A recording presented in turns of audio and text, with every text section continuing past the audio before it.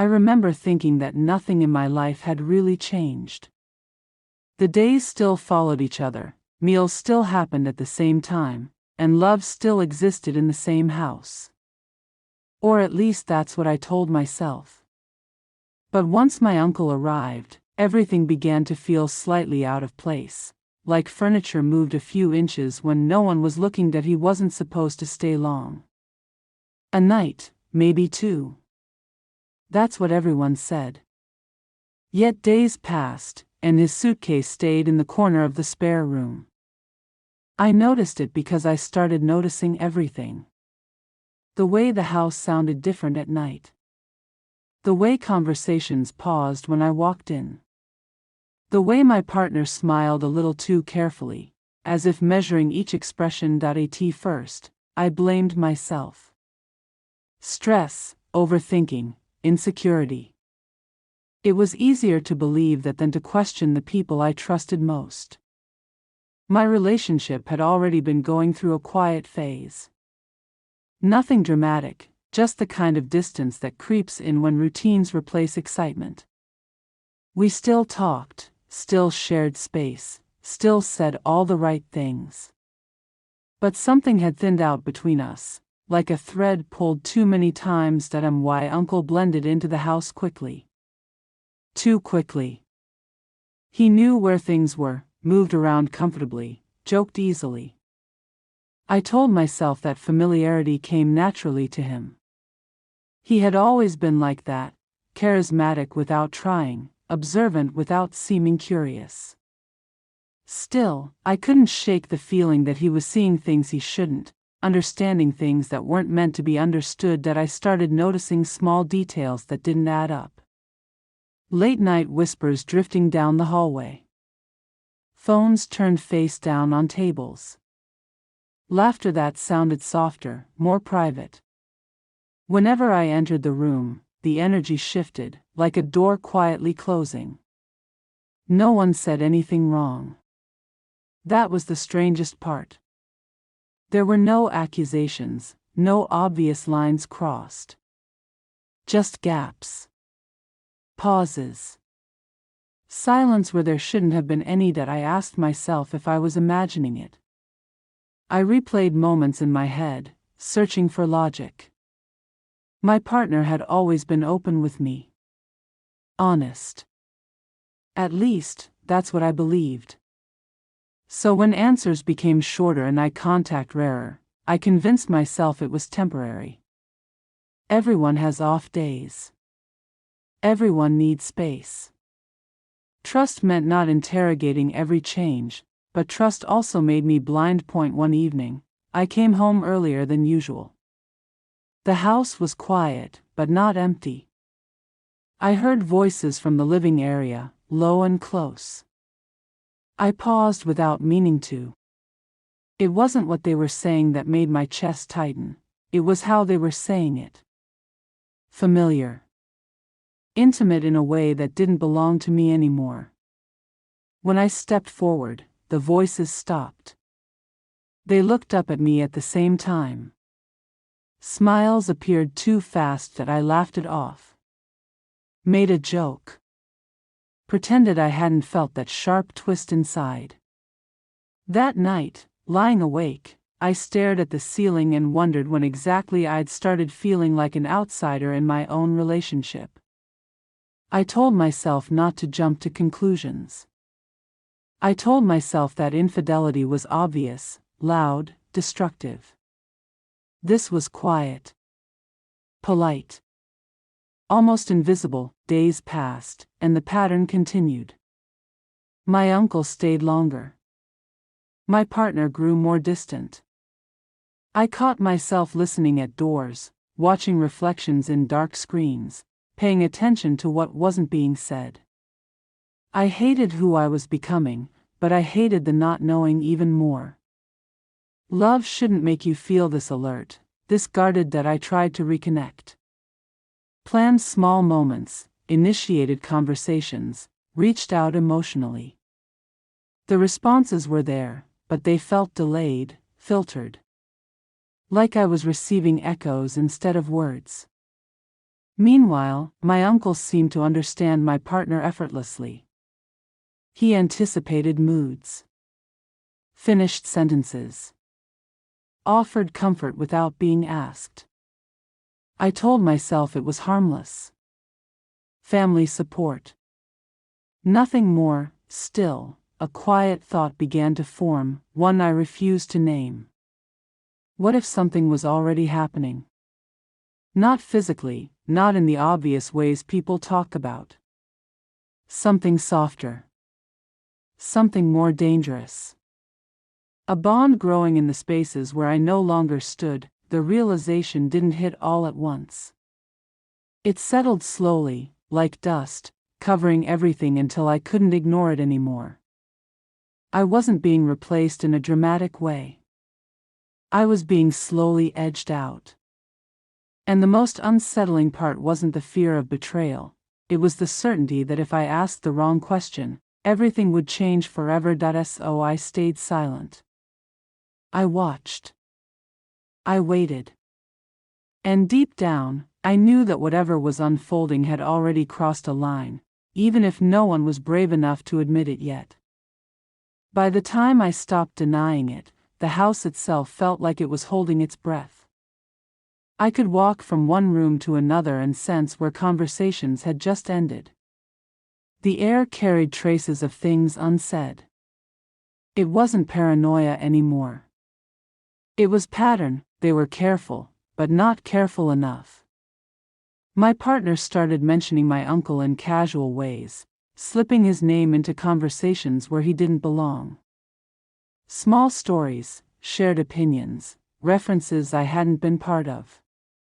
It felt like listening to the middle of a conversation that had started long before I arrived. I nodded along, pretending I wasn't keeping score. That I began to notice how often they were alone together. Not in dramatic, suspicious ways. Just ordinary moments stretched too long. A trip to the store that took twice the time it should have. Conversations that continued after I left the room. Shared silence that looked comfortable, practiced.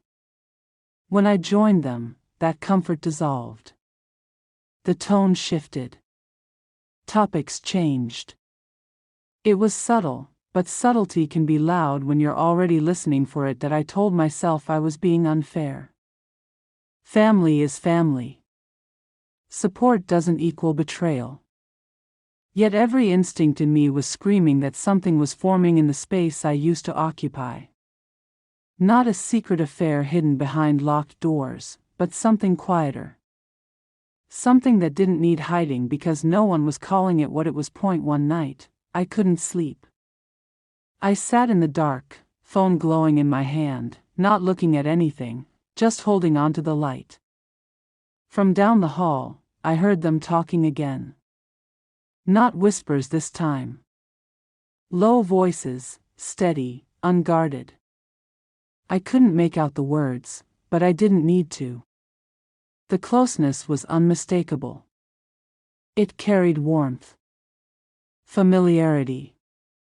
The kind that comes from being emotionally exposed without fear. That I felt something crack then. Not anger. Not heartbreak. Recognition. This wasn't about attraction in the obvious sense. It was about understanding. About being seen. Somewhere along the way, my partner had started sharing thoughts, frustrations, and vulnerabilities with someone else. Someone who wasn't me. And my uncle, whether intentionally or not, had stepped into that role with ease. The next day, I watched them more closely. I saw how my partner's posture changed around him. Shoulders relaxed. Voice softened. I saw how my uncle listened, not distracted, not half-present, but fully engaged. He remembered details I had missed. He asked questions I hadn't thought to ask. It stung because I realized I used to be that person that I tried to confront it indirectly.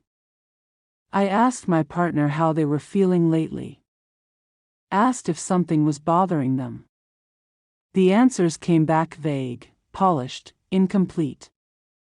I was told everything was fine. That I was overthinking. That stress was making me distant. Somehow, the problem was already being reframed as me. That was when the doubt turned inward. I wondered if I had failed first. If my absence had created a gap someone else simply filled. Guilt tangled with suspicion until I didn't know which hurt more. I replayed past moments, searching for where I'd lost ground. Maybe I hadn't listened enough. Maybe I'd been too comfortable. Love, I learned, doesn't disappear all at once. It leaks out slowly. Later that evening, I noticed my partner's phone light up. A message preview flashed briefly before disappearing. I didn't see the words, only the name. My uncle's name. My chest tightened, not because of what the message might have said, but because of how normal it seemed. No panic. No secrecy. Just connection that I didn't check the phone. I didn't need to. The damage was already done. Emotional lines had been crossed quietly, without permission, without acknowledgement. And that kind of betrayal doesn't announce itself. It grows in shared moments, inside jokes, private understanding. What hurt most was realizing that if I confronted them directly, they might genuinely believe they'd done nothing wrong. There were no rules written for this kind of closeness. No clear evidence. Just a steady erosion of trust.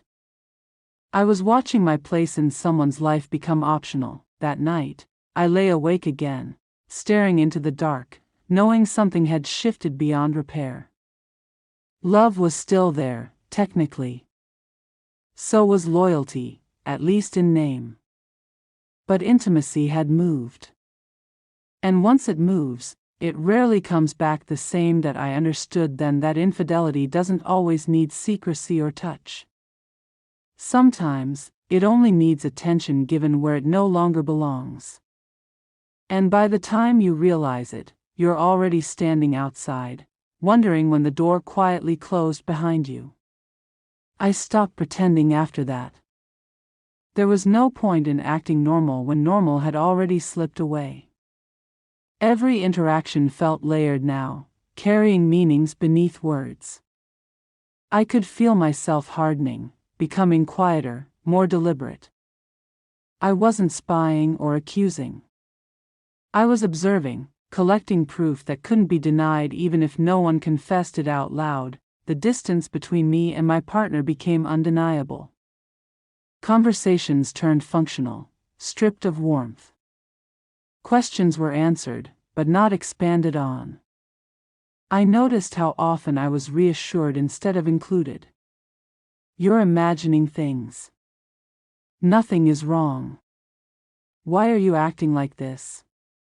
Each sentence landed like a dismissal, not because it was harsh, but because it avoided the truth I could feel pressing against my chest. Eventually, I spoke up. Not dramatically. Not emotionally. I chose calm because I wanted honesty, not defense. I said I felt pushed aside. I said I felt like something had changed between us. I didn't mention my uncle by name at first. I wanted to see if my partner would go there on their own. They didn't. Instead, they sighed, looked away, and told me I was being insecure.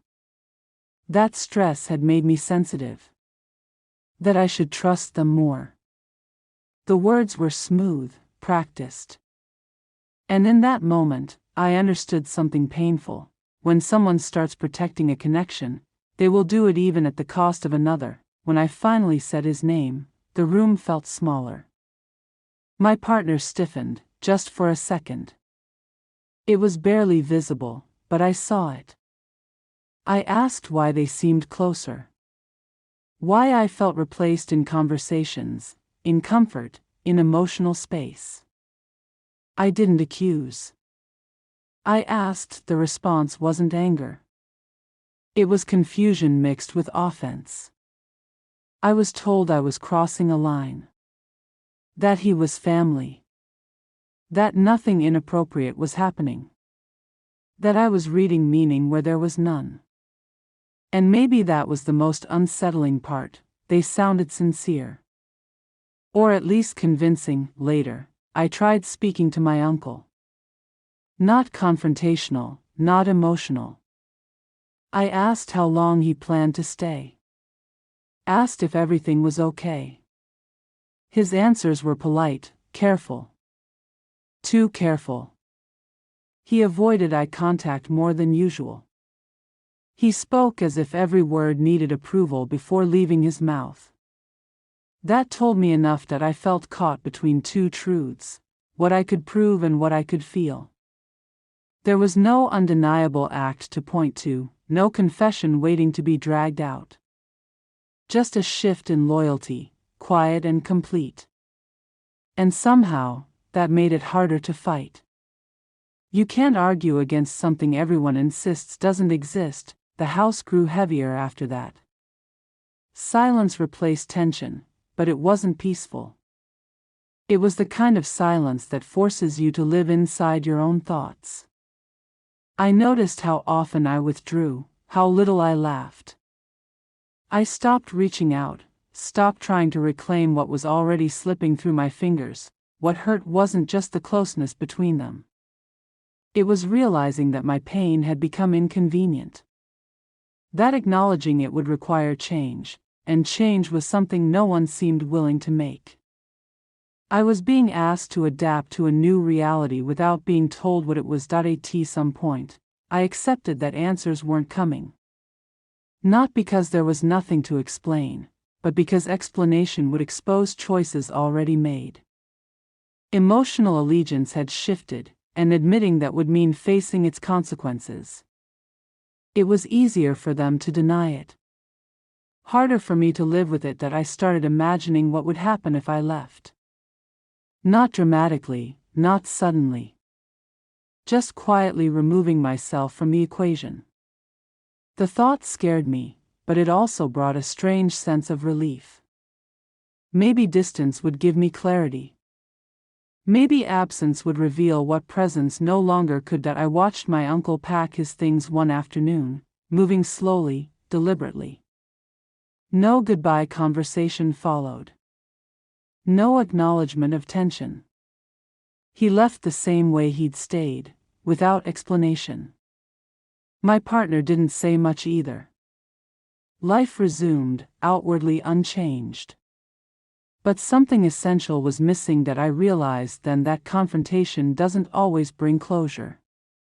Sometimes it only confirms what you already know. That trust, once questioned, doesn't rebuild itself just because everyone insists it should. And that love, when it starts choosing silence over truth, has already begun to fade. That I didn't need a confession anymore. The damage was clear. The bond one thought was unbreakable had been quietly compromised, not by a single act, but by a series of choices that excluded me. And standing there, surrounded by the remains of a conversation no one wanted to finish, I understood that whatever came next would depend on whether I was willing to keep accepting half-truths just to avoid being alone. After he left, the house didn't feel lighter. If anything, it felt emptier in a way that echoed. His absence didn't erase what had happened, it outlined it. Every corner he'd occupied now held a memory I couldn't step around. I expected relief. What I felt instead was clarity, and it wasn't comforting. That my partner tried to return to normal. Plans were suggested. Conversations reopened. Small gestures appeared, careful and deliberate, like repairs made after a quiet disaster. I recognized the effort, but it landed late. Something in me had already shifted. I listened, nodded, responded, but I wasn't fully there anymore. I had learned how easily closeness could be redirected, how quickly a bond could be shared elsewhere without a single rule being broken. There were no apologies. No admissions. Just a mutual decision to move forward without naming what we were moving past. That silence became our agreement. It kept things functioning, but it also kept them shallow. I noticed how often I held back thoughts, how rarely I reached for comfort. Trust hadn't vanished dramatically. It had thinned until it was no longer something I could lean on, that I stopped asking questions. Not because I no longer cared, but because I understood the answers would be incomplete. I learned to read between words instead, to notice pauses, changes in tone, the distance in touch. Hyper-awareness became my default. Love, once effortless, now required constant calculation. Sometimes, late at night, I wondered if I had imagined the entire thing. If I had projected my fears onto ordinary closeness and convinced myself of a betrayal that never fully existed. But then I remembered how it felt to be excluded, how the connection I once held had been shared without me. Feelings don't lie just because they can't be proven. What surprised me most was how quickly I adapted. Pain has a way of reshaping priorities. I became more independent, less vulnerable. I stopped expecting to be the first person my partner turned to. In doing so, I protected myself, but I also placed a quiet wall between us. We were together, but no longer intertwined. There were moments when things almost felt the same. Laughter returned in fragments. Familiar routines resumed. But underneath it all was an understanding we never spoke about. Something important had been compromised, and neither of us knew how to restore it without risking everything else.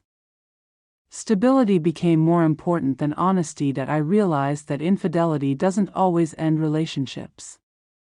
Sometimes it settles into them, altering their shape. It changes how you see the person beside you, and how you see yourself with them. I was no longer certain of my place. And once certainty is gone, love becomes cautious. That I thought about leaving more than once. Not out of anger, but out of exhaustion. Staying required pretending that emotional loyalty was negotiable. Leaving meant accepting loss without proof. Both options carried weight. In the end, I stayed, not because things were resolved, but because I wasn't ready to dismantle everything I'd built around this life. Still, I knew I wouldn't forget. Some experiences don't fade, they settle. They influence how you listen, how you trust, how deeply you allow yourself to feel. I had crossed an invisible line and couldn't return to who I was before. The version of me that believed closeness was exclusive no longer existed. Now, when I think back to that night, to the moment I first sensed something was wrong, I understand that it wasn't about catching anyone in the act. It was about recognizing when love stops choosing you first. That realization stays with you, long after everyone else moves on. That I don't know what the future holds for this relationship. I only know that betrayal doesn't always announce itself, and healing doesn't always follow truth. Sometimes, all you're left with is awareness. And once you see clearly, you can't unsee it, even if you decide to stay.